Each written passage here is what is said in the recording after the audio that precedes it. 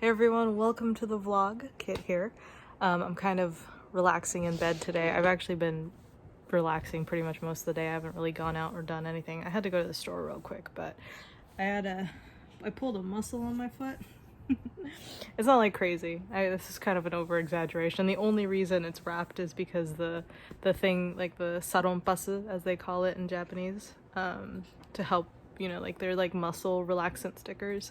It keeps falling off, so I just have it wrapped. So this looks a lot more intense than it actually is, but I lightly pulled a muscle and it's been hurting, so I've been kind of trying to be off my feet all day. Yeah, today is things you don't want to know, but I'll tell you anyways. It's been an exciting week for all of us. We launched Ryukyu, which you guys are probably tired of hearing about it now, but we're really excited. It's been an incredible experience, and I have you guys to thank for that. So thank you so much for supporting us through this launch, and just, you know, just your words of encouragement, and it's meant a lot to both of us. But this things you don't want to know, I tell you anyways. I have 4 questions that I'm going to answer today, and I'm going to kind of do it quickly because my grandpa just threw up, and he hasn't been feeling well this last week or two. It's kind of worrying me because he's been sleeping a lot more lately, and like his whole life, right, like what he enjoys doing is watching this show called Mitokomon. They have the reruns on 4 times a day, and like he never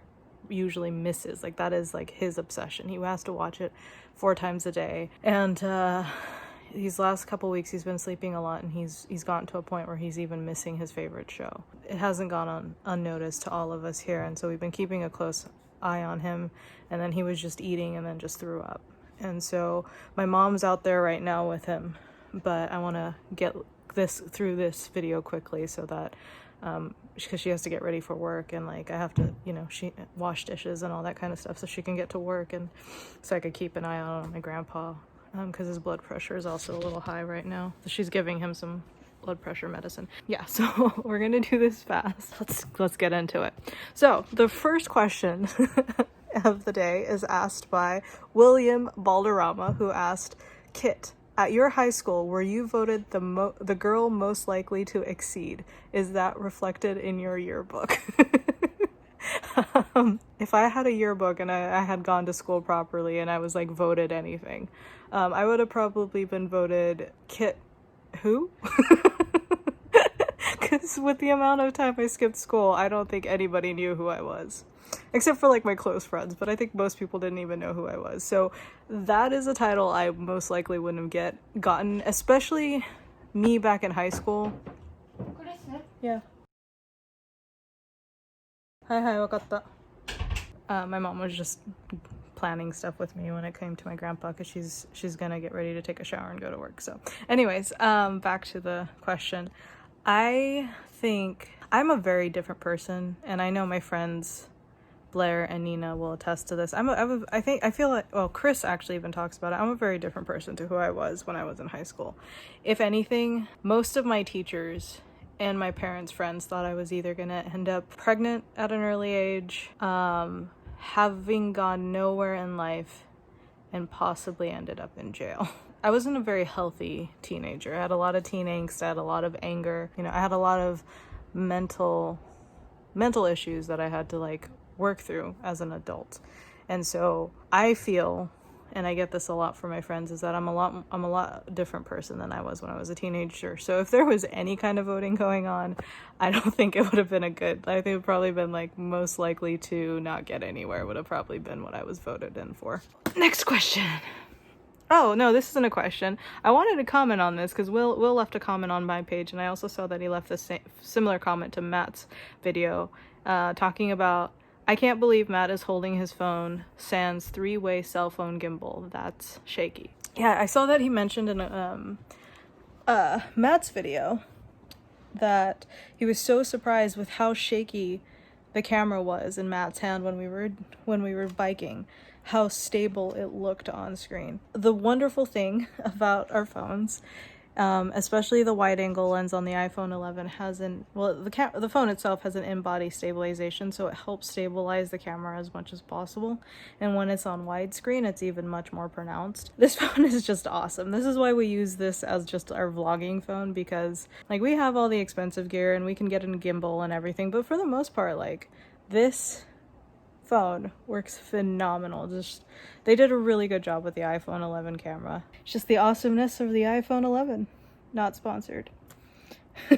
So the third one is Makoto Ford. I wanted to answer this on Things You Don't Want to Know, but I'll tell you anyways episode, because in case anyone else is wondering, and I also think it's a unique question, and in case anybody is interested in the answer. So he asked, I had a question somewhat related. Does Okinawa allow spreading of ashes at sea? Is it frowned upon? I would like to bring my mother's to her homeland as her time is very near. It is not illegal. I will say this, because I did some research on it. It's not illegal to spread ashes publicly, but it's taboo. It might be frowned upon. It's more taboo to kind of spread ashes, but people do it. Religiously, it's kind of frowned upon from like Buddhist and Shinto perspective to kind of like spread ashes like that. Or maybe it's more Shintoism to spread ashes. But it's not illegal and you can still do it. In fact, the article I read said there are actually funeral services popping up all around Japan where they have a ash spreading service, where if a person requests it, you can actually request to have your ashes spread into like the ocean and stuff. If you are coming from the States and you're bringing your loved one's cremated remains from the States to Japan, I believe that you do have to have like paperwork filed with the airline, plus have death certificates and all that kind of stuff. So if you plan on bringing any cremated remains into Japan, I would highly recommend getting in touch with your airline service that you're planning on using, because I think every one of them has different requirements. Otherwise, there is a chance that they could allow you not to fly or just confiscate the remains. So I guess people out there have been trying to do this, and some people have succeeded. So it is possible. It's not illegal. It is frowned upon from a religious point of view, but it is also very taboo. But people do it. If that's something that your mother wishes or that you wish to do, I think the biggest roadblock for you will probably be just complying with airline regulations in bringing cremated remains over to Japan. So definitely double check that with them. The last question I'm going to answer is from John Bundy. And he said, this is actually from last week's Things You Don't Want to Know, but I'll tell you anyways, where I was talking about kind of my frustrations with lack of Japanese advancements in technology. It has been a topic that I've discussed thoroughly with my mom, and then even Chris, my good friend Chris got on board, and we kind of talked about it last night. But John says, I really had no idea until listening to you. I had imagined that Japan was a place where robots made you dinner and gave you back rubs. You'd be surprised how many people still do believe that. I remember I had people living in the States who legitimately thought Pokemon was real. So that's a thing. I think you're probably right that Singapore and South Korea, and even as you say, China, are now the leading edge of technology.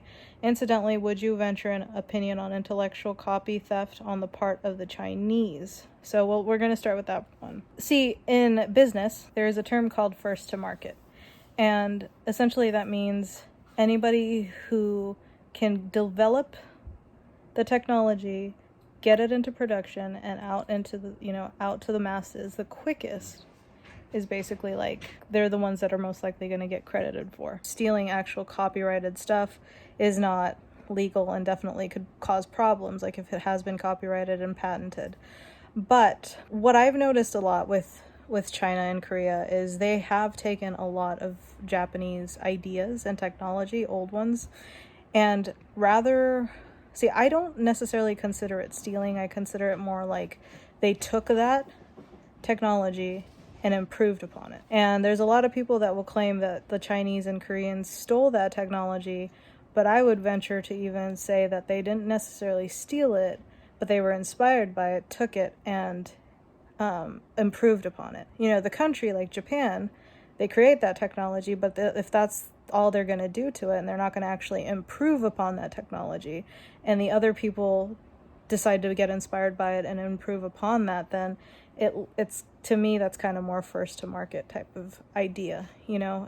Once a product is out there, I feel that it's open game for anybody to pretty much take that concept and improve upon it. It's like Steve Jobs, you know, he wasn't the first person to create something like the iPod. You know, there were other companies before him that were putting music on a hard drive and selling it in little tiny, like those little like disc things before the iPod even came out. But what Steve Jobs did was he took that technology that already existed and he improved upon it.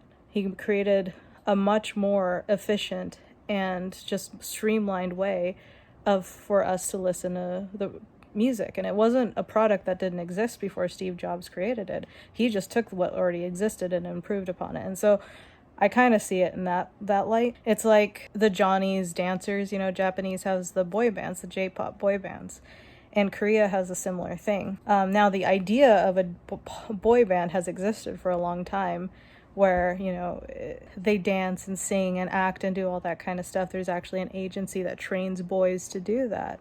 And it has existed for a long time in Japan. And the most #1 popular company to do that is called Johnny's Industry. They've been around for a long time.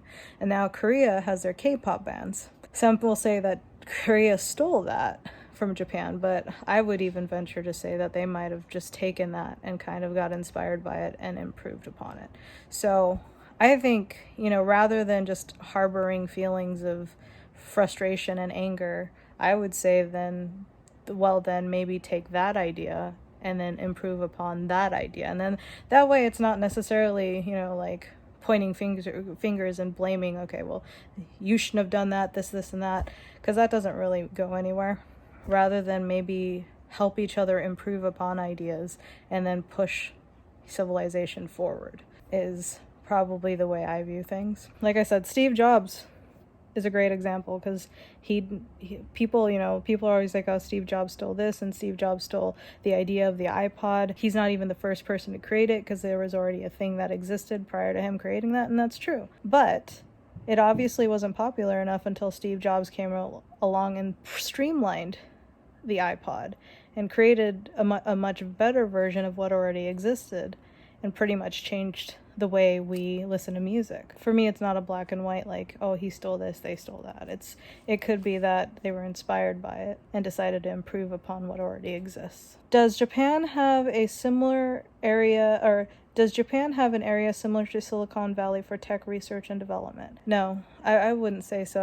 I would say that there are a lot more younger generations and trying to improve certain technologies. Actually, entrepreneurship is still kind of in its early phases, but there is more entrepreneurs in Japan is coming up, especially in the tech industry. There really isn't like a spot in Japan that's super that I would say is kind of like Silicon Valley. Last, have you seen any of the HBO series Silicon Valley? If so, what did you think of it? I've actually never seen Silicon Valley. I've always wanted to, I never really have. Anyways, okay, I'm gonna go.